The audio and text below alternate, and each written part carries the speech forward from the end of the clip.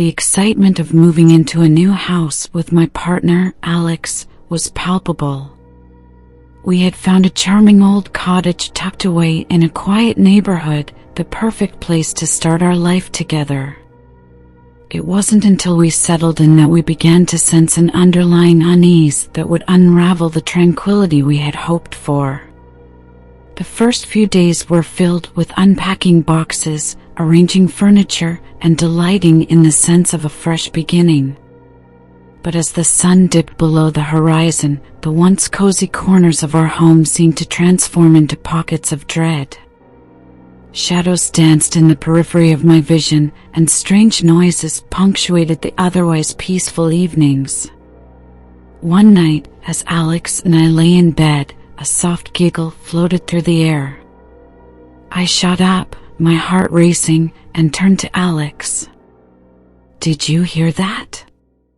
Alex blinked sleepily. "Hear what?" "A giggle," I said, my voice trembling. Alex chuckled, dismissing it. "Probably just the wind." The next day, I was alone in the living room when I heard it again, the sound of light footsteps running across the hardwood floor. My heart skipped a beat as I turned, half expecting to see a child. But the room was empty, the windows shut against the cold wind that seemed to seep through the cracks. I brushed off the experience as my imagination playing tricks on me, but the unease persisted.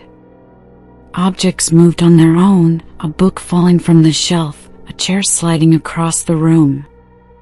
Our charming cottage had turned into something else entirely, an unsettling puzzle we couldn't decipher. Finally, Alex suggested that we investigate. With a flashlight in hand, we ventured into the attic, a place we had barely explored. Dust hung in the air as we shuffled through old boxes until we stumbled upon an old photo album. Among the faded photographs was one of a little girl with sad eyes, standing on the rooftop. On the back, Ella, 1987, was scrawled in faded ink. As we pieced together the puzzle, we realized that our home was not just ours, it was Ella's as well. The little girl had met a tragic end, falling from the rooftop of the very house we now inhabited. Her spirit had lingered, trapped in the walls that had witnessed her untimely death. Determined to help Ella find peace, we contacted the landlord to learn more. His voice trembled as he recounted the story, a heartbroken girl who had taken her own life after losing her family. Armed with this knowledge, we decided to hold a makeshift ceremony on the rooftop, hoping to release Ella's spirit from its torment. As the storm raged on the night of the ceremony, we released a paper lantern into the sky, whispering words of solace to the wind. But as the lantern soared, its flame was snuffed out by an unnatural gust of wind, leaving us in darkness. The following nights were quiet.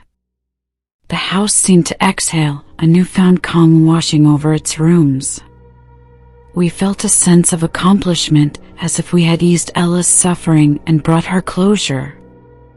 But just as we began to feel at ease, the date of Ella's tragic fall approached, and the atmosphere shifted. On that fateful night, a storm roared outside with a ferocity we hadn't experienced before. Rain pounded on the windows, and the wind howled like a mournful cry. As I lay beside Alex, my heart pounded in anticipation of the familiar sound. A soft giggle echoed through the room, chilling me to the bone. "Did you hear that?" Alex whispered, his face pale. I nodded, unable to form words. The air grew thick with tension, and our gaze was drawn to the foot of the bed. A shadowy figure emerged, a little girl with hollow eyes, soaked from the rain.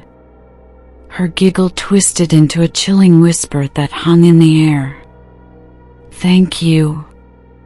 The room seemed to freeze, a ghostly presence consuming the space. And then, in an instant, the figure vanished, leaving behind a chilling emptiness. In the aftermath, Alex and I clung to each other, shaken by the encounter.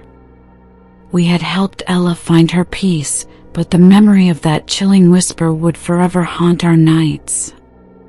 Our house, once a symbol of new beginnings, now held a shared history with a tormented spirit, a bond that we couldn't escape even if we tried.